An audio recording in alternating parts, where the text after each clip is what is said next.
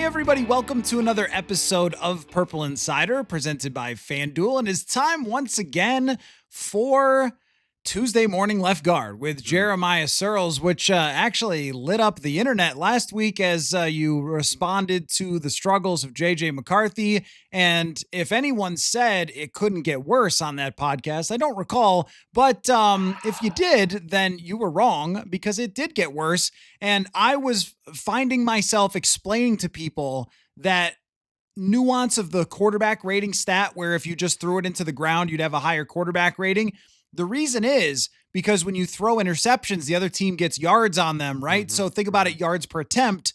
A turnover would be like worse than a punt in terms of giving up yardage. So that's how it's actually worse. Anyway, that's what happened in Seattle. Vikings and Seattle Seahawks. But here's where I want to start with you, Jeremiah Sirles. Yes. And this almost feels like under the category of you can't make it up. The discussion over the last 2 days of press conferences from Kevin O'Connell, then offensive coordinator Wes Phillips, are about simplifying the offense. And it does feel like a better late than never type of situation. And there were lots of things that were mentioned by Wes Phillips when it pertained to this, including the number of formations, trying to work a little better to certain players' skill sets, which, I think they're always doing anyway. But maybe simplifying how many different things and moving parts are with the offense, which I believe has been something that's been asked for from this offense for about 4 years now. But especially this year, it has been glaring how much is asked of the quarterbacks. And now we are at Jaren Hall, JJ McCarthy, Max Brosmer, where it's not just that it's not working, it's been disaster performances from the young quarterbacks. So when I present you with this factoid, what say you about simplifying an NFL offense? Seems like it's not the easiest thing in the world to do. Well, no and yes. The simplest thing you can do is wide 80, set hut. You turn around and you hand it to someone else. And that's about as simple as it can get. Ask the Buffalo Bills or the Chicago Bears or any of the other 3 teams this week that ran it 45 times in a football game. I'm losing 2 tackles, right? Hey, McDermott, Deion Dawkins out, Spencer Brown's out. We're playing the Steelers. James Cook, come to play. We're just going to hand you the ball till you die. Christian McCaffrey, similar thing. Hey, we're struggling up front. Brock Purdy's hurt. You want to just hold it until you die? That's the simplest way you can perform an offense.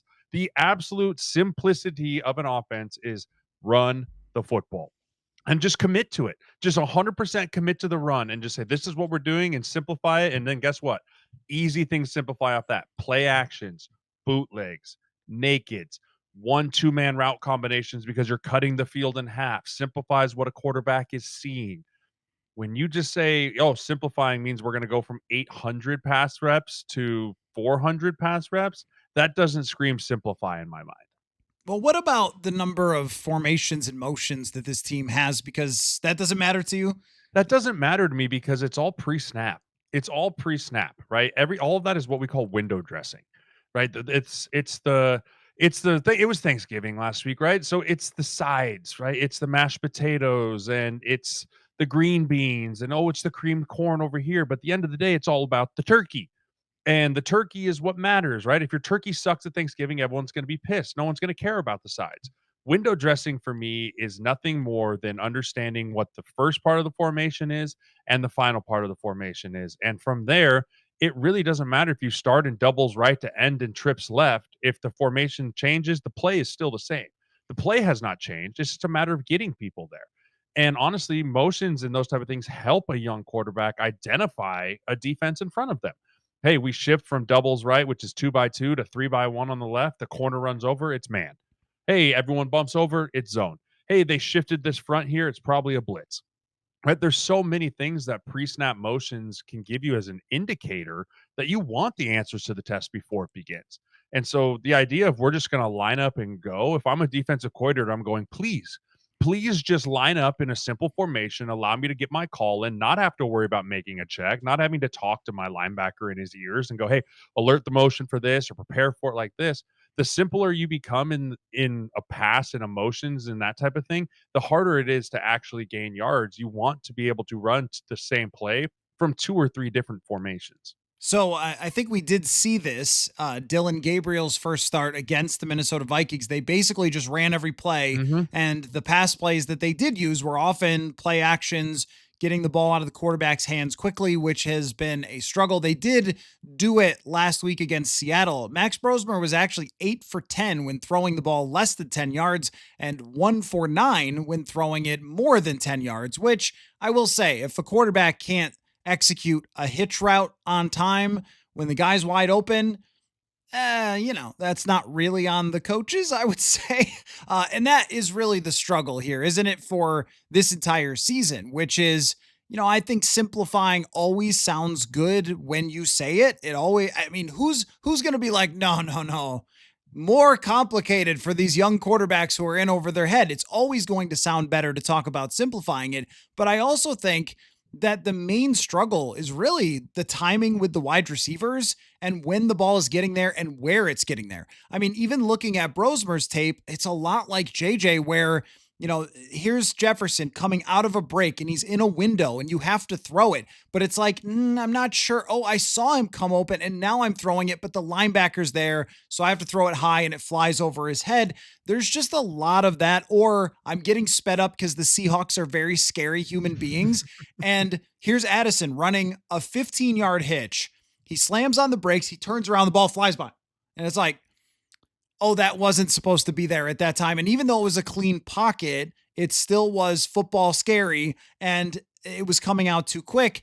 I think that it's hard to figure out how much of it is on paper or in practice. I'm sure this looks great versus what your quarterbacks are actually capable of doing. And I think that this has been the thing that has dragged at KOC for so long, kicking and screaming towards simplicity with his offense. Is like, our guy even threw it in the right area and it just cannot connect. So maybe this is the time where you start to say, all right, you're going to have to go back to the drawing board here. And what a team to do it against Washington.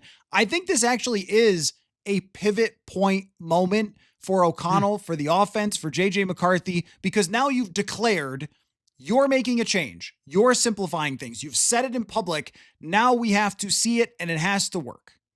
100%. And everyone's going to question, what does simplify mean? Because it's a broad term, right? And everyone has in their mind what simplify actually means. Simplify to Kevin O'Connell does not mean the same that it does to you and me, right? And when I hear simplify, I think run the football, high percentage completion throws, and not these 5 to 7 step drops with long, complicated, with a lot of option routes, with the receiver's ability to, hey, if it's man, you take it here. If it's zone, you take it here. And then Max and JJ have to guess, well, did I know it was man or did I know it was zone? And like that's what I think the simplify means for as far as with the Kevin O'Connell is you take a lot of the option routes off of the receivers and the tight ends and the backs, and it's just called routes. Hey, gun trips right, X Dino. Done. No kill, no alert. Right. We're running this play and it might not be the best look for it, but at least I can trust that maybe JJ is going to win a one-on-one matchup or Addison's going to win a one-on-one matchup. And it's not the perfect ideal look, which so many times Kevin O'Connell wants to get to because he knows that he can. He knows that I can tag this route with a kill or an alert, that if we get a certain type of coverage or certain type of blitz, we can get to this play and it's going to be a better play. But if you can't execute it on both ends, then who cares? What's the point? So I think it's going to be a lot more, instead of the check with me system of getting ups and alerts and kills, it's just going to be call it system. Hey, here's the play, call it, run it. Man or zone, it's just designed for someone to win. You know where your first read is, go read to read to read and get rid of it. But a lot of it, I think, simplifying comes down to just trusting your O-line to run the football. And the Commanders have struggled to stop the run. They're not the Seattle Seahawks. They're not the scariest front four that you might play all year. They are very beatable. You can rely on running the football. I watched it 2 nights ago with the Denver Broncos. Like, there is a lot there where you can feel like talent-wise you can overcome this front. Now it's a matter of just staying with it, executing it, and again, getting Max or JJ. I don't care who it is. Get them on the run, get them on the rollout, give them run pass options and 1 or 2 person routes outside the pocket instead of having to truly go 1 to 2 to 3 to 4 to check down and run every single time. Yeah, and this feels like when they're talking about how it looks in practice, that there's just no way whatsoever to simulate the actual speed that No. the other team is coming to destroy you.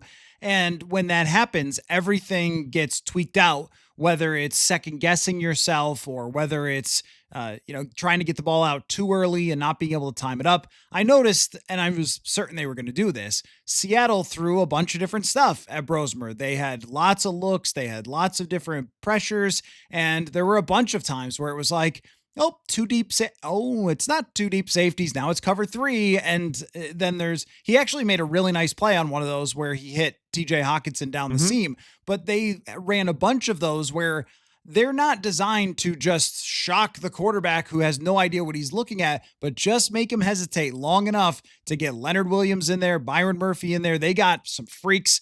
That dude, Eamon Ware, there was a play. Oh man, you talk about trying to run the ball, and they couldn't do that either. There was a play where Josh Oliver went to block him and he stuck him right in place. And I was like, oh my gosh, this team is nuts. That play from DeMarcus Lawrence where he tracks down, that was like Lawrence Taylor. It should have been NFL Films music behind it. It was just, okay, this team is way too physical for you guys. That is not the case with the Washington Commanders. But my question is, when you limit it to that, when it's the short play call that old purple insider could get in the huddle and call, I mean, how limiting is that to JJ McCarthy, though? It's very limiting. But at this point, you have to do something different. And it's limiting there because if you publicly come out and you say we're simplifying, the defense is going, well, we're cranking up, right? If they're going to be simple, we're going to be complex. And we're going to get up there and we're going to give, just like you said, a bunch of different looks pre-snap. We're going to rock and roll safeties. We might do something completely different than we've done in the last 2 weeks to really rattle him, right? We're a 4-3 and all of a sudden we come out in an under, or we usually play over, and just make it look different and make them say, okay, we practiced simple all week, and then come off on the first series and be like, that didn't look like anything we went against all week. What do we do now? And try and make their in-game adjustments on the sideline, which when you're a veteran quarterback and you're a veteran team, super easy peasy, not a problem. Redraw it. Hey, we've done this a ton before. When you're a young quarterback, it's much harder to do because now you're trying to adjust and adapt on the fly. And even like you said, Kevin has the right play call he's called, but if you can't execute the throw, then he gets put in a rock and a hard place of just, I don't even know what to do. I can't even, if my quarterbacks can't even execute this simple game plan, how then am I supposed to expect them to execute the complex one? But you have to do something different. You have to go back to the drawing board and start over here because the last 3 weeks are 3 weeks that Kevin O'Connell's never going to want to remember the rest of his life. Also, I thought we saw this already against Chicago and Green Bay. Like Green Bay, they ran a ton on early downs. Chicago, they ran a ton on early downs. And I didn't see a lot of crazy, complicated stuff from the offense, and the throws were just missed. And this is where you can bring us into a practice in the middle of the season because they've been talking about, well, Brosmer's look good in practice and McCarthy's look good in practice. But something else that Wes Phillips mentioned was, maybe we need more full speed reps or something as opposed to walkthrough reps. But the hard part is you are in week 13. Is it 14? That's hard to do. You're not doing that. Right. You can't do that. You can't do the full speed rep stuff. This is really on you to figure it out in real time as the quarterback, which I understand with Max Brosmer. And had he not had the cartoon interception, I actually thought there was some things that he did that were really good. Decision making and getting rid of the football. That one just kind of washes out everything. But there were really just a true, this guy's never played with this wide receiver before. I think he's probably never played with a wide receiver who is even in the stratosphere of how fast Justin Jefferson, and I think this throws off JJ too, how fast he gets there to the spots because he does not slow down out of his breaks. That's what makes him so great. But for a quarterback, you're expecting a guy to go up, stop, turn left like they do in college, and then be like, I'm wide open. And in the NFL, you have to throw it before he's even turning because he's so freaking fast. I don't think that the expectation of Brosmer locking in was realistic, but JJ coming back, if he can't get it with this, some of the timing stuff, then I don't know what to say. Like if they've tried everything, they're simplifying it, they're going into this with a very straightforward game plan. Now you should be able to work it out and get on the same page with your wide receiver. And if that doesn't work against this caliber of football team, then I got nothing as far as solutions. I completely agree. I mean, you can only dumb it down so much. This is still the National Football League. You can't just say, "Oh, well, we're just going to have to dumb it down even further than the lowest team." That just doesn't work. I mean, you look at like what Tennessee's trying to do with Cam Ward and a young quarterback; they're getting killed every single week. You look at teams that are not complex and not unique on offense. Defensive coordinators are feasting on them all the time, and so even you look at the great run teams in the NFL, like the Eagles, they were simple running the football last year. Well, guess what? You put a year's worth of it on tape, defensive coordinators figured it out. And so if you just want to keep saying simplify, simplify, simplify, eventually you're just going to outclass yourself in the classroom, and the defense coordinator is just going to win before the ball's even hiked because they're going to be in the position that you put them in because you put such simple things on tape that all week long they're not preparing for 25, 30 different looks. They're preparing for 10, and they can lock in on those 10 different looks and those 10 different formations. You become predictable and you become stagnant and stale, and then there's really doesn't matter if you can execute it or not. The defense is always in the right position to execute. So there's only so much you can truly dumb down an offense in the National Football League and expect to still have success. But I agree with you. They've done everything they can. And so if JJ comes back and it still looks like it has the last 3-4 weeks, then I don't know what else Kevin O'Connell can do besides just turning him back into a handoff merchant. What usually ends up happening when a team does something like this is for 1 week it's fine because Washington doesn't know what's coming and they're awful. And usually you do something like this against an awful team, so it's got a chance to succeed. And then the very next week, I mean, you're going to Dallas. Quinnen Williams just joined that team. Ryan Kelly's banged up again. Donovan Jackson, I don't know what the outlook Yeah. is for him. Will Fries is struggling, I think, at times this year. It's really dependent on matchup. Like Leonard Williams is a terrible matchup for a guy who's a big, giant human being that does not have the best quickness, and he just shot by him a couple times. But Quinnen Williams has it all. He has the size and the quickness and everything. So that doesn't seem like a great matchup to me. The Giants, they could potentially beat with any sort of game plan. Their kicker won't even swing his leg. So, and Jackson Dart, there's no way he's playing by then. He's going to be injured. There's just no chance. There's no chance. You could get through these next couple of games and look like a reasonable offensive outfit, but then you've got to play the Lions and the Packers. And I think those games will be really telling if they improve. I do want to get into a little bit of longer term quarterback discussion, but I also don't want to, because I know I've been guilty of this, just let everyone else off the hook for 2025 and just be like, No. Christian Darrisaw is a really tough one for me because I don't like the idea, and it's been out there with fans and stuff, of questioning a player and how he's handling his own injuries. To me, that's just from my seat, that's wrong. That's crossing a line. But there is a truth of the matter about the number of games missed for Darrisaw that I think has to be at least a little concerning for this team going forward with the amount that they have paid him and the fact that he has struggled to get back with this knee injury. And then there's an additional injury where he misses a game. I mean, where do we stand on just him in general about where he's at in his career? And is that paycheck going to work out? Is that contract? Because it seemed like the best contract in football when he signed it. And then a year later, you're kind of like, should I be worried about this? I don't think so. I think this year, because you got to think about for a player, when you go through a season ending injury like he had late in the year, you lose your whole offseason.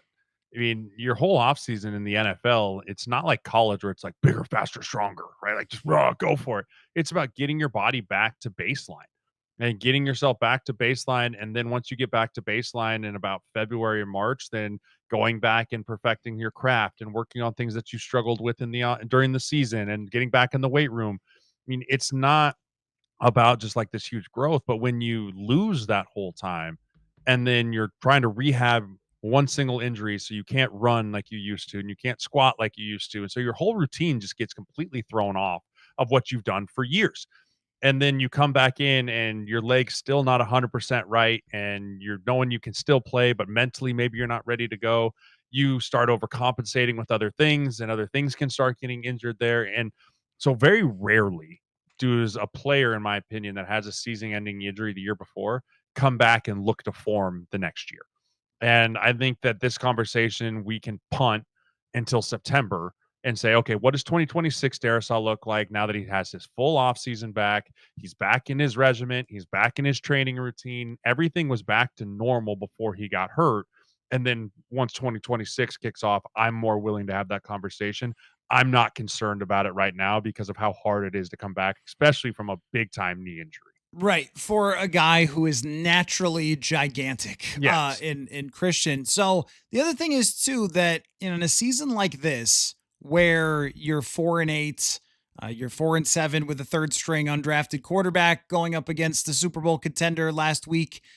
If there is a part of Christian Darrisaw who's saying, I want to play in this league until I am 37 years old, or whatever Trent Williams is still facing off with Myles Garrett in one heck of a battle the other day, if he wants to be that, playing through every injury and risking yourself into the future when you're looking for not just this contract, but also another contract on top of it to keep you in the league for a really long time, which he has the talent to do it. I have a really tough time saying, how dare you?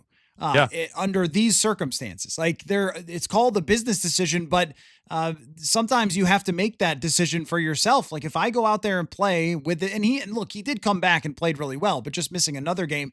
If I push through this, if this was Super Bowl Sunday, and I'm not putting words in his mouth, I'm just like, this can be a reasonable mentality for a player. And even from my seat, I'd prefer Christian Darrisaw be the healthiest version coming back next year and continue to be the franchise left tackle. Let me ask you about another player. Jordan Addison this year has done very little. And I think we all understand if Justin Jefferson can't catch passes, then how are we to judge? But there's another part of me that has been kind of miffed by the number of drops. And there was another one in this game. And there's one in the Chicago game. And look, in the bigger picture, you're like, whatever, right? I mean, this was that really going to go in a great way? But in terms of actually putting a reasonable football product on the field, make a catch against Chicago, you get a big play, maybe you get a field goal there or something, make a catch against Seattle, get your quarterback a little bit of confidence. There's just been drops, and then there was the suspension in London for a quarter with him. I think we all know how much KOC loves Jordan Addison, so I'm not advocating necessarily a trade or whatever, but it just feels like we have to also point some fingers at other people than just continue to say it was all the quarterback. We can't overlook all the drops that they've had this year. Yeah, the drops have been an issue this year, and I think so much of that leads from frustration. Right? When you're a receiver and you're open, and you're not getting the football, and you're frustrated and you're pissed off on the sideline, and you're slamming helmets, and you're sitting next to your buddy like, this guy can't even get us the football. Then all of a sudden the ball's right on. You're like, oh, there it is. Right? Like, I think that just a lot of that frustration, but that is no excuse. You have to understand that you're considered one of the top wide receivers in this league for a reason. How many terrible quarterbacks did Larry Fitzgerald play with? He didn't care. He just found ways to go and make plays and catch footballs. I mean, Jerry Rice and Megatron and all these team guys that were great, you hold yourself to a higher standard.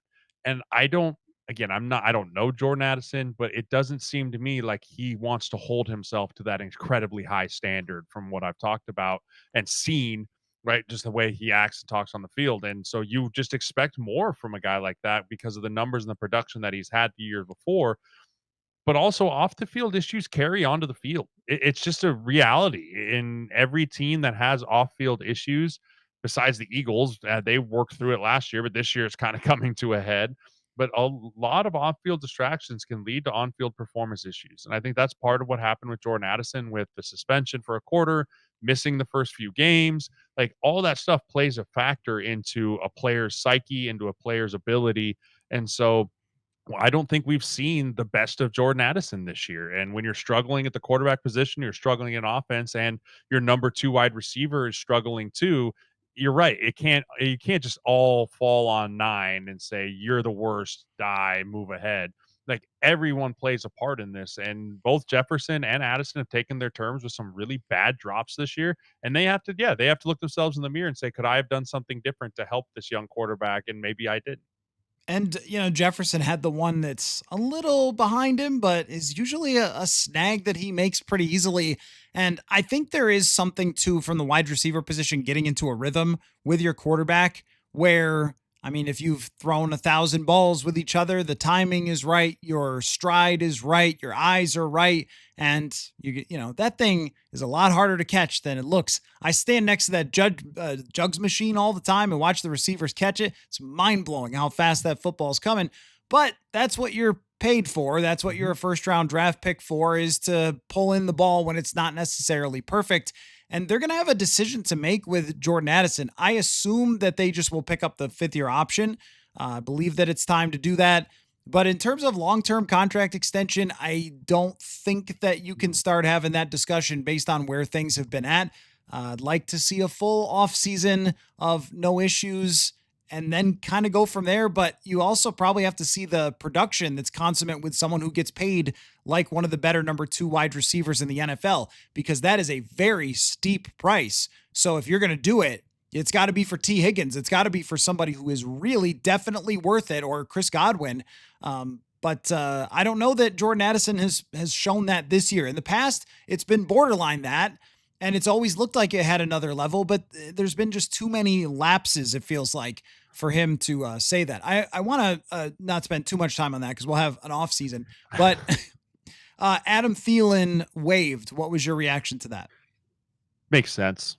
I think that makes sense. When he got traded here, he basically was talking about how this is where he wanted to end his career, one more year, make a run. Obviously, that's not going to happen here. Respect to the organization of just letting him go and maybe join a Kansas City or a Buffalo or, someone else. The thing that sucks is we gave up draft picks for him. Right. I mean, and they weren't high round draft picks. They're not things that are going to make you really lose sleep at night. But at the end of the day, when you're looking at a roster that is the most cash heavy roster in the NFL, you need draft picks to perform, and even low round draft picks to show up and contribute. And so, to trade for Adam Thielen and get draft picks and then to just let him walk and release him feels like you just kind of got burned a little bit, and it's unfortunate, and I don't think anyone anticipated this being what happened. But also, what did he really expect? Did he think he was going to come in here and unseat Addison and be the wide receiver 2 and unseat maybe even Jefferson, and then Naylor had a strong year come in there in the middle? He was a very distant wide receiver 4 with this group when everyone was healthy, in my opinion. I don't know if he thinks that he's different than that. And I don't know if maybe he'll go somewhere else and prove me wrong, but I think that's kind of where he's at right now as a receiver in this league on the back end of his career. Super bummer to see him go, but I think it's probably the right move for both parties. Well, you and I both know Adam pretty well. He is like, one of the reasons he's here is because of how delusional he is. I mean that as a big compliment. I'll tell you a real quick story. I was doing an article one time about Thielen and how he almost played college basketball. And so I wrote about the type of basketball player he was in high school, interviewed his high school basketball coach, all that sort of stuff, talked about some of the crossover skill sets. And so I was interviewing him about it. And I said, wow, thank goodness you picked football, right? I mean, good choice, because there's no way you were like making the NBA. And he goes, people said there was no way I was making the NFL. I'm like, okay, but you're like 6'2". But he was a little ticked. Serious. He was a little ticked. Yeah, he was serious. He was like, "What? I was going to make the NBA." Like, okay, I don't know. That was a little harder than the NFL, but like, there's only 12 of them. There's 53 of this. There's almost as many receivers as there are NBA players. But anyway, the point is that, like, Adam has always believed in himself in an irrational way, which helped drive him to be an all-time outlier in this organization and in the NFL. So I would not be surprised if he felt like, I have the belief in myself to go help a championship caliber team. Also, if you're going to hang it up and you've decided and you've talked with your family, like, we're done after this year, I don't know if you want to do it this way on a team that's going to win 6 games and just kind of go out like that. Take your one last swing, try to latch on with an organization that's got a chance to be in the playoffs. He hasn't won a Super Bowl in his career, went to Carolina hoping they were building something. Turns out that he kind of missed when they were building something. And, I get it from his I perspective. I think it's just a sign of the times of where the Vikings are at. It's more telling than anything that even one of the players who's from here and is so beloved is like, okay, I'm out. This is not working. Folks, the holidays are almost here, and if you still have names on your list, don't panic. Uncommon Goods makes holiday shopping stress free and joyful with thousands of one of a kind gifts that you cannot find anywhere else.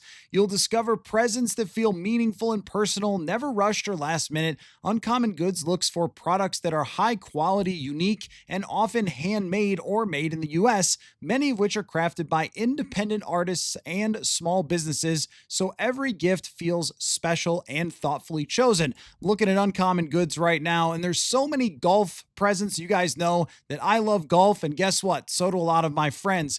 There's the New York Times personalized golf history book, a golf courses of the world book, golf socks, golf shirts, all sorts of things for the golfer in your life. But that's just one subject that I love. There are so many, many more, thousands of different hobbies and things that people in your life will love on Uncommon Goods. And when you shop at Uncommon Goods, you're supporting artists and small independent businesses.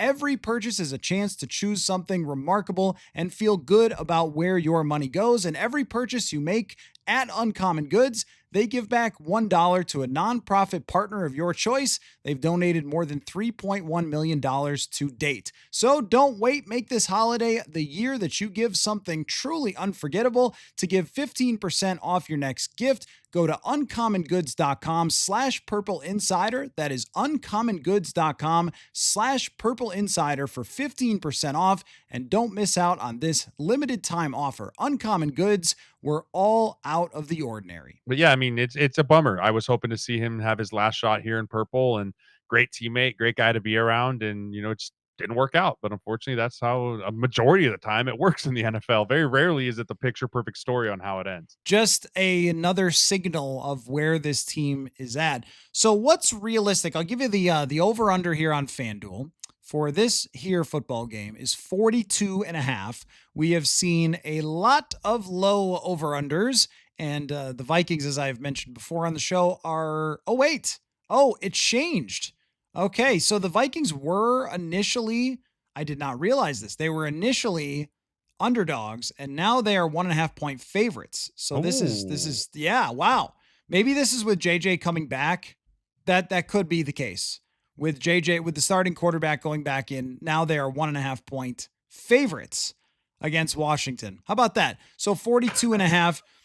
I mean, 1.5 point favorites over a 3-9 team. I don't retract any statements that I made about what that line says about where you are. But I make no apologies. what's let's make it broader. What's realistic for the rest of the season? I honestly I don't know the answer to that because it's been such an up and down roller coaster every single week. You don't really know. This is the first time I remember watching the Vikings in a long time. When they walk out on the field on Sunday, you really have no idea what's going to happen for the next 3 hours. You knew even when I played with them in 2016, hey, we're probably going to turn the ball over. Our defense is going to get us a couple turnovers, and we're going to maybe win, maybe lose, but probably lose in a one score game, Great right? punt returning, Yeah, guaranteed. Marcus Sherrills will return one, like something that'll like special teams happen.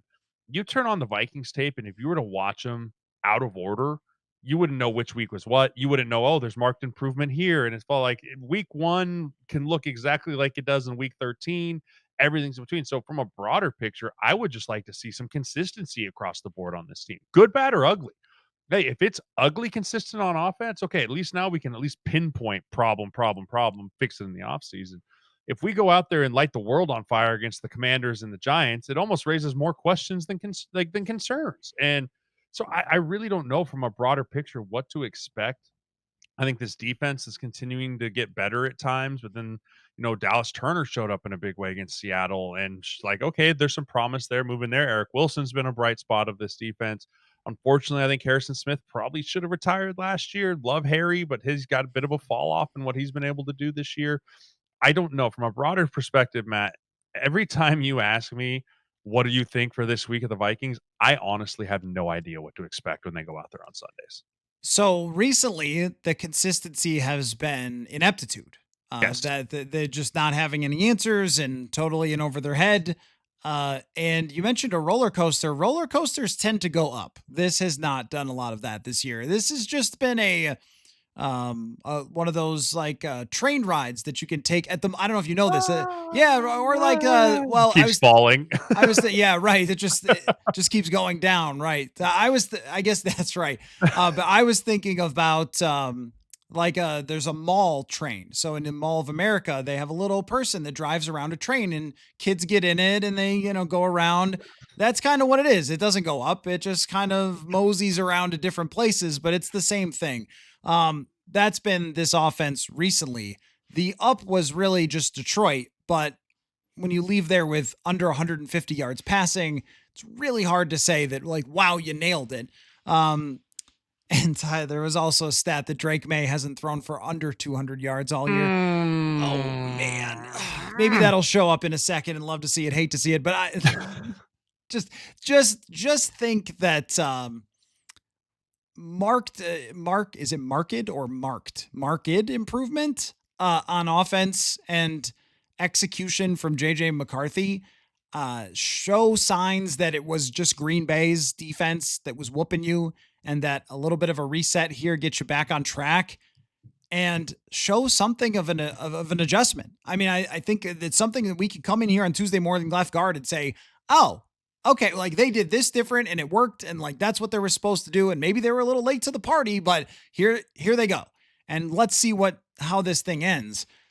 That's the best I can do at this point, because it's just been, when you're 32nd in the quarterback play in the whole league, what can we really set as our standard? But love to see it, hate to see it. Why don't I just begin with that? Both love and hate to see it, because one of my good friends, Chad Graff, is covering the New England Patriots. He had to go through some really bad years to get there, but now has one of the best quarterbacks in the NFL. Breathtaking quarterback play from Drake May week in and week out. Looks like an absolute megastar, and that team's not even that great yet. And, when they were here, we were like, oh, their receivers aren't that good. Their line's not that. And here you are. The quarterback does a lot. So, love to see it is for him covering that team that's so exciting. And the hate to see it is clearly that we sat here for I don't know how long and said, maybe you shouldn't have won games with Josh Dobbs because maybe you could have got Drake May. And they didn't. So now Chad has what we wanted. It's painful, but he is really good and he is really fun to watch. I mean, just the processing power that he's built in the first 2 years of blitz. There it is. Dump it, lob throw here to the tight end over the linebacker, catch, first down, game over. You're like, okay, I see how this works here. My love to see it is going back to Thanksgiving, the Dallas Cowboys. The Dallas Cowboys, I think everyone looked at Jerry Jones with kind of cross eyes when he made the trade for Quinnen Williams and Logan Wilson. And you're kind of like, you're a 3-win football team. What are we doing here? Probably not making the playoffs. They go out, they beat the Eagles. They go out, they beat the Kansas City Chiefs, and that division is getting much, much closer. George Pickens, CeeDee Lamb are coexisting way better than I ever thought imaginable. And hats off to Mr. Schottenheimer, because I can say when they made that hire, you might even said it on this show as a hate to see it. Like, what are we doing? Like, really, that's your guy? He's got that team to buy in. He's got everyone on board. I like to see the Dallas Cowboys making it super interesting in the NFC East.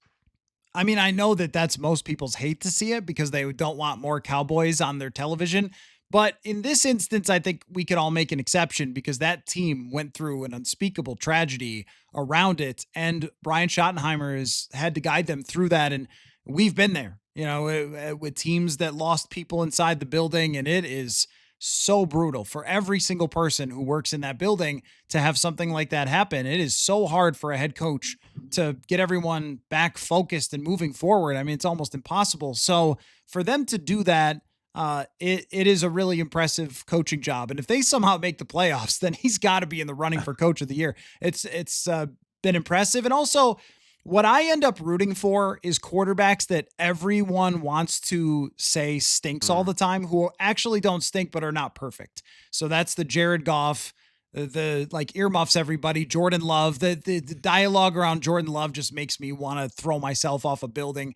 And the same thing with Dak Prescott, where it's like, I get it. He's had some bad playoff games, some no-shows, some shocking no-shows. He's never been perfect. He's had injuries, but this guy has run top offenses, and you give him these guys at receiver, and you're like, look at him, look at him. The processing that he has, the accuracy he has. And now, thanks to the recent quarterback play, every person who can do that, I'm like, wow, how do you do it? How do you do it? So no, I've always wanted sort of Dak to overcome the Jerry Jones and the whole thing and kind of prove people wrong. So that's a little bit of a love to see it. But again, love or hate, I'm not sure. The Lane Kiffin situation is so freaking funny to me that I just can't get enough of it. You got people trying to run him off the road on the way to the airport. You got people as he's flying out, flipping him off. He's like, no, it's not about the money. Like, what? He's getting called things we don't say on this show by podcasters and then yelling at him in press conferences. The thing about college football is it's a circus. And once you accept that that's not a sport, that's a circus, it all becomes so much better and more fun. Like, oh, this is so illegitimate. This is so wrong. And you're like, yeah, that's college football. My favorite is like, I don't even know how much money I'm making. No idea. Told my agent it's not about the money. It's like, well, what about the 65 hours on the private jet, the country club membership? Like, you didn't know about any of that? No idea. Did someone have to inform you of all these wonderful perks? I love or hate to see it. I love it that LSU's paying 3 head coaches right now. Like they're paying Lane, they're still paying Ed O, and now they're paying Kelly. You love to see it, man. You love to see the haves and the have-nots in college football, and LSU is the haves. They're like, just pay him $50 million. We'll find it somewhere else. We'll continue to go. My hate to see it. Penn State. What are we doing? You fired Franklin without a succession plan. You let him go in the middle of the year without someone who was waiting in the wings to just usher in the new era. And we've now gone 3 days since the last college football game, and you don't have a head coach? What are we doing, Penn State? What on earth are you thinking that's going to happen here? You're going to lose your entire roster. They're gone.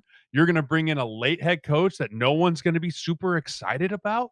They had some deal done with the BYU coach, and then someone from Crumble Cookie apparently made a huge issue, and now it's not going to happen. You hate to see it if you're a Penn State fan, because that is a problem in college foot station right now. Everything you just described is circus. It's a love to see it. It's a circus. And once you decide it's a circus, then you're like, do. Yes. What's happening today? That's not even on the field. And I can't even imagine what a zoo it's going to be when they decide which teams are in the playoff, because that's going to be a mess too. Like Texas going to like Ohio State or something crazy. The hate to see it about Lane Kiffin is the state of Louisiana probably needs money to use for stuff. I'm just throwing it out there. Like, no. 4 head coaches, 5 head coaches, just pay, because Lane Kiffin's going to get fired 2.5 years for something. I'll throw out a couple more. One is the instant replay system. I will credit Tony Dungy for still screaming about this on the internet. There's a play where I forget exactly how it plays out in the Denver and Washington game, where someone gets kicked. I forget, was it Mariota or, it must have been Mariota, right? And the Denver player just kicks him. And like, well, that's not legal, but they're reviewing something else. So as they're in the little thing, they're like, didn't see it, nothing there. And you're like, couldn't you just, it's sort of like the Sam Darnold face mask where you go, couldn't you just, hey, he kicked him right in the leg. That's not legal. Just say it. Just say it. No one will care. It's the right call. I mean, the replay that they could look at some stuff and then have egregious personal fouls happening right in front of them. Shouldn't there be an exception for a personal foul? This is my middle ground. If you went back for every call and were looking for holding, one of you big dopes would have probably squeezed your hands on somebody in a way you shouldn't. But personal fouls, I think if you're reviewing something and you spot a personal foul, that's pretty rare. Yeah. You should be able to add it to the play. Or what was it where the guy punched the dude in the balls? Yeah. Right? Where you're like, Yeah. nope, nah, didn't see it. It's like, dude, there's cameras That's everywhere. what I mean. Like personal fouls, if you are smacking somebody right there, which I heard from the Cleveland guy that he deserved it. So, it is Yeah. what it is. But like, that was one of the better post games I've seen in a while. But same exact thing where it's like, oh, we're gonna, on tape, he did something really egregious. That's a 15-yard penalty. We should be able to buzz in from New York and add that to the play. I think that if it's a finable offense, you should then be able to call it. Right? If you're looking at that in New York and you're like, well, he's getting a FedEx on Wednesday, then yeah, buzz in and make it affect the outcome of the game. Those are outcome changing pieces of the game. And if you're going to get a personal foul for kicking a guy, punching a guy, ripping a face mask off, whatever it might be, that should affect the outcome of the game because that's unacceptable stuff that shouldn't be in the game. So if you're in New York and you see a personal foul that you're going to send a guy a FedEx for on the Wednesday, buzz down to the tower, get the white hat, and say, hey, drop that flag right there at the 37-yard line, mark off 15 yards, and let's play again. One more for me. Shedeur Sanders didn't have a very good game. And Kevin Stefanski, or no, he was asked was it something like, is Kevin Stefanski trying to harm you or something? Yeah. It was something like that. Sabotage. Like, I believe the word was sabotage. Yes. What are you doing, smack? Like, what are you talking? Okay, so that's a question, I guess. And but one of my favorite plays I think I've ever seen is, we were talking about quarterback rating earlier. It's 4th and 26. Drops back to pass. Nobody's immediately open. So he's like, I'm going to wander over here and lay down. I'm watching that play because the Vikings, they come on at 3, and I'm watching that play and I'm like, wait, what?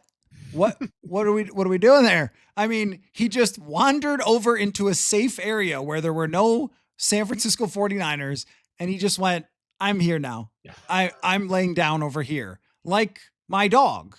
It would be looking for its bed and then just laying down in a safe, warm spot. That's what he did on 4th and 26. And I was like, okay, we got ourselves a contender here, folks. Like, what are we doing, dude? Yeah, it's not good. It's not good. I mean, it's that whole thing is just a circus. Again, that's a circus. The quarterback situation. They're paying 8 of them this year, so they're actually paying more quarterbacks than LSU is paying coaches. So you just got to hate it, especially because it's wasting away one of the greatest defensive performances that we're ever watching in Myles Garrett. He is the most unstoppable force in the NFL right now. Yeah, it is absolutely crazy to look at and watch and see what he's doing. But at the same time, you're like, no one's going to remember. No one's really going to care. And that's just super unfortunate. And I hate to see it for Myles Garrett. Yeah. What did the Vikings have 3 wins the year Jared Allen had 22 sacks? I think that's true. And it feels like very much the same thing. Like, well, there's not much more that guy could have done to help the team. Anyway, well, we'll have another week of Vikings football, and stuff will happen, and we'll try to talk about it next week. So thank you, as always, Jeremiah, for your time, and we'll see you then. Absolutely. Football. All right, it is time once again for the Robinson Roundup with special contributor to Purple Insider, Maggie Robinson, who has just discovered that it snows a lot in Syracuse, New York. So you're dealing with that, but otherwise, how we doing, Maggie? Cold. It's cold and wet, and there's more snow than I've ever seen in my entire life on the ground. I sent my friends a photo this morning, and I was like, it feels like I'm trekking like in the wilderness to get to my 9 a.m. class because the snow is covering my boots. It's so high, which for those of you in snowy climates, that's nothing new. I'm from Tennessee. This is crazy. You feel like that Leonardo DiCaprio movie where he fights the bear or whatever in the woods. That's you trying to get to class. Well, you're gonna have to buck up. You're gonna have to toughen up a little bit there in Syracuse. It is actually quite a bit worse than it is in Minnesota when it comes to how much snow, but it's warmer there. Just in case you were wondering. I guess you can pick your battles: freezing cold or a lot of snow. And I guess here we got a lot of snow, so. At least we have stuff to do here. But what do you have on the roundup for today? Okay, so today is a little different, and I figured, with all due respect to the Minnesota Vikings, since their season is shot and vibes are at an all-time low, I thought I would make today's segment more positive. So we're going to look at everything with a positive spin on it, okay? I Okay. cherry picked the very best that I could find from around the NFL with some feel good news and just some overall vibe pick-uppers. So, to begin, parity. We've talked about it literally every week, but it's because we keep breaking different records. And CBS sports reporter Doug Clawson did some research and found that there are 20 teams with a 500 or better record, and that is tied for the most through week 13 in NFL history. Like tied for the very top. And that's really impressive because I feel like every week these power rankings, things keep shifting. Teams keep being like really high up and then dropping back. And it's fluctuating and it keeps people really engaged. It's been a great season from that perspective that, last year it really felt like there was about 6 teams that were even worth knowing about. And there were so many bad teams in the NFL.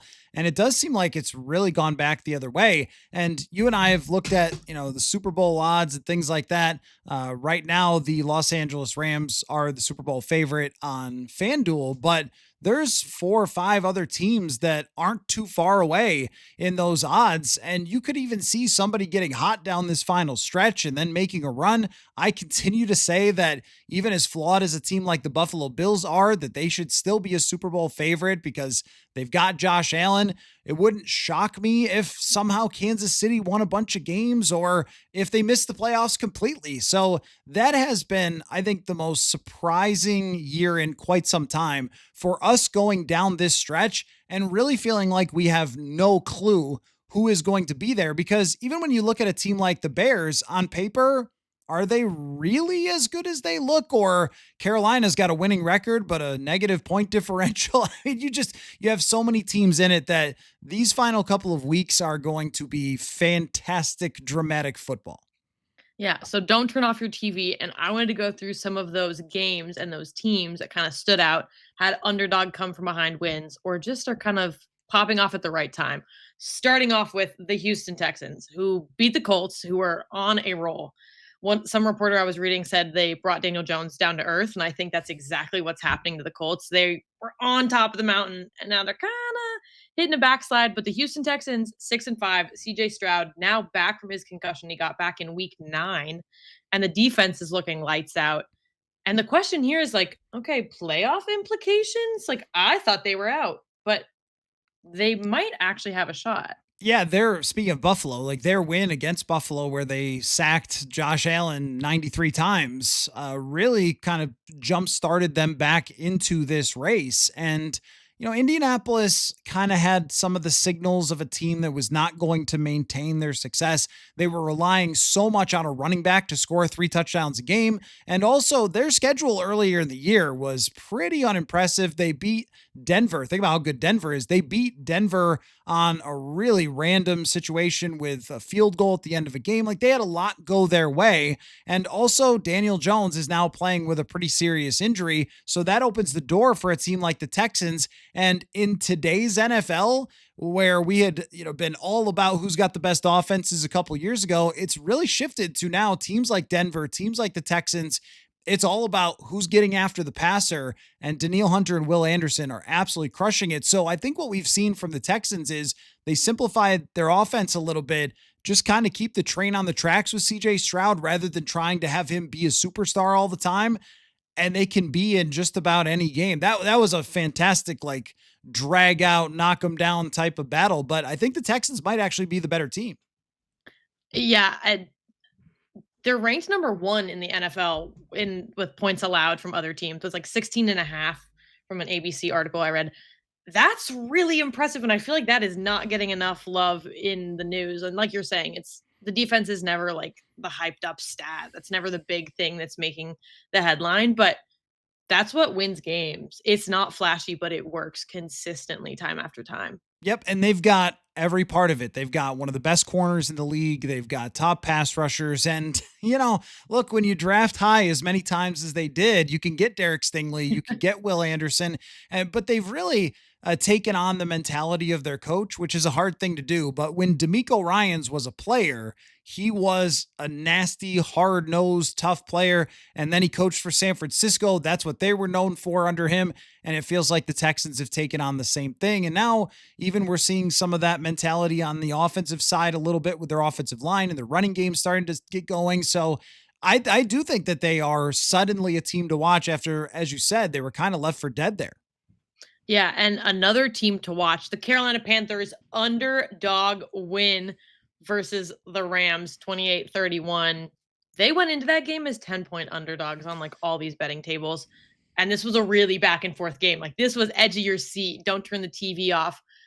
But again, Carolina just came to play. And I think what separated them, the X factor here, was that in all the big moments, every single player on their team stepped up when they needed to. Yeah. There was no one person who folded under pressure. You're exactly right. I mean, they converted fourth downs, they caused turnovers, and it's actually kind of funny because you look at the success rate on a play-to-play basis, and the Rams dominated that stat throughout that game, but Carolina had a few long drives, as you said, came up with some clutch plays, and they end up getting a win. How weird is Carolina, though? They lost to New Orleans this year, one of the worst teams in the league. Two of the top three favorites on FanDuel to win the Super Bowl, Los Angeles at plus 490 and Green Bay at plus 900. They beat both of those teams. Who are these Panthers? It's crazy from week to week that they can either swing from beating the best teams in the NFC to shocking us with how poorly they play. I wonder if this is like a lock-in type of moment for them. They've got a chance. If they keep winning, they'll play Tampa Bay, and they could potentially win that division. Yeah, second now in the NFC South. It kind of makes me wonder because this game, they were missing 3 of their defensive starters even. So like what's happening? Like, are you rising to the occasion of these insanely good teams and then falling to the bad ones? What is happening in this locker room where things are just not jiving all the time? Right. Just every other week, I guess. I think what it has to do with is just the NFL this year. When you have parity like you're mentioning, and there isn't wide gaps between great teams and mediocre teams, that anything can happen. I mean, look at the Denver and Washington game. Washington should have won that game. If Marcus Mariota throws the ball up over a defender in overtime, there's a wide open receiver, they win the game. And they're 3-8 at that time versus Denver, who's a great team this year. I think that the gaps are small. So if you fumble, you turn the ball over, you give up a long kick return, you give up a fourth down, anybody can beat anybody. And I think Carolina is really well coached this year by Dave Canales, who was, I think, maybe my pick for a potential coach of the year, because you're always looking for somebody who overachieves and then gets celebrated. If they win the division, I think he's got a really good chance at it. I think that's what it really is, though. And Bryce Young has reached a point where he's good enough to have really good weeks. Can he put 15 of them together in a 17-game season? I don't think so. But he is good enough to at least have these ups in a roller coaster, whereas before he was mostly down and then started to kind of emerge last year. But it's a really interesting team because they've been so bad at times. And then, I mean, they got destroyed by Buffalo just a couple weeks ago. And it was like, okay, they were frauds. Or were they not? I don't think anybody really knows. Yeah. I want to pivot though really quickly. What about the Rams performance was stressing you out or was making you think like, oh man, maybe not the Super Bowl contenders that we all pitched them to be? So I wouldn't change my mind about the Rams because, I mean, maybe if you were looking at just their defense and some of the big plays they gave up in their secondary, possibly, against Teteroa McMillan, who is a top draft pick and had a huge fourth down catch for them. But I probably wouldn't change my opinion because when you look at on a play-to-play basis, they were better. It was really the turnovers and big plays. So if you get beat on big variance plays like fourth downs or turnovers, especially since Stafford's protected the ball so well this year, I wouldn't change much. And that's why, they still are the favorite. That didn't move the line much. And they lost by 3. Like they turned the ball over a bunch of times, gave up big plays, and they lost by 3. I think that they are still the team to beat in the NFC. Okay. Let's look at the Chicago Bears. I know the media wanted to dog on the Bears after last season, but they just beat the Eagles, and their run game was solid, 281 yards. And now they're like leading the NFC North after Monday's games. Like, things are looking up for the Bears in a way that I don't think a lot of us had predicted in the offseason, coming off their pretty horrendous performance the year before.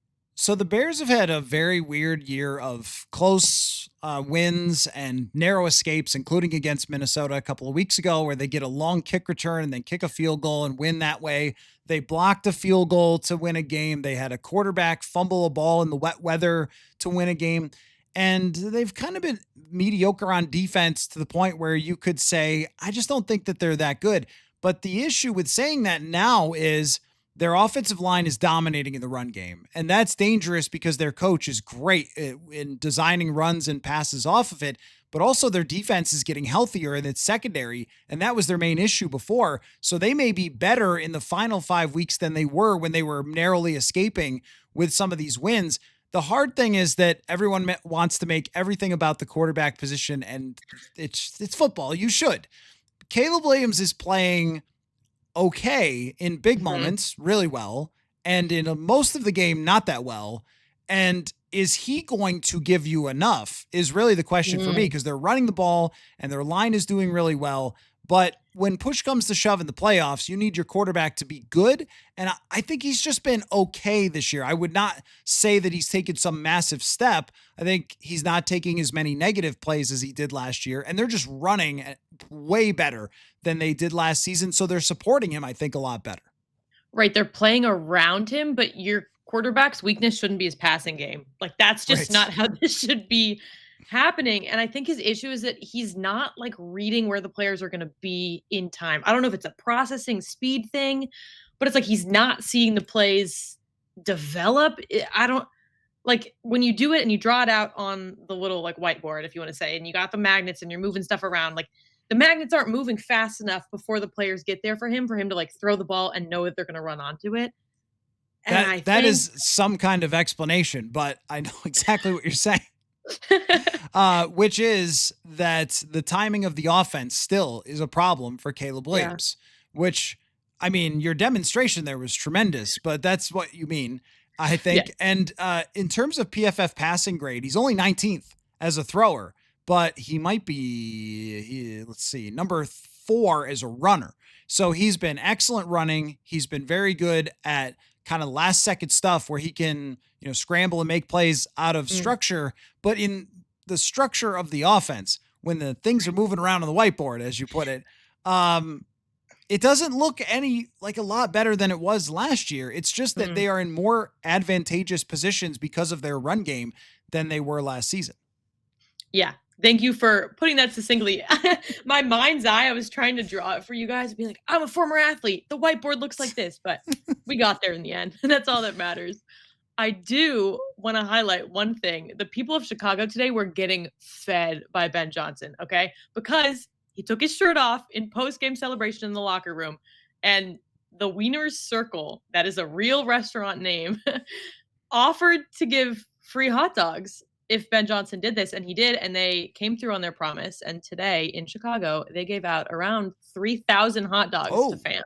Wow. Okay. Yeah. Well, good for them. I saw that my colleague Courtney Cronin, who covers the Bears there, was eating a hot dog. Now, she is a Chicagoan, and she was eating it with only ketchup, which, like, I'm not a food person, but I understand that that's wrong to do in Chicago.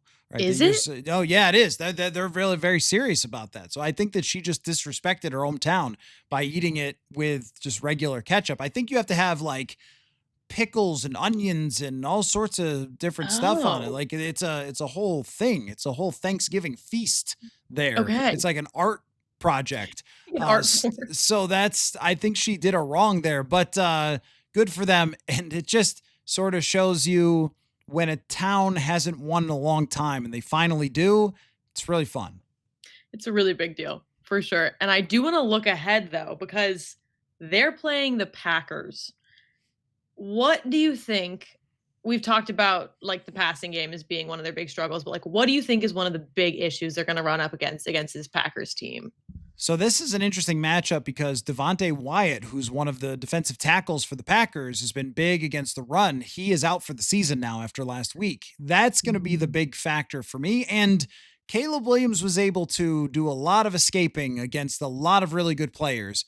I don't know if he's done it against Micah Parsons. So that's going to be different for him, I think, is can you fiddle around back there when the guy who's chasing you is the second or third best athlete in the world, maybe next to Myles Garrett?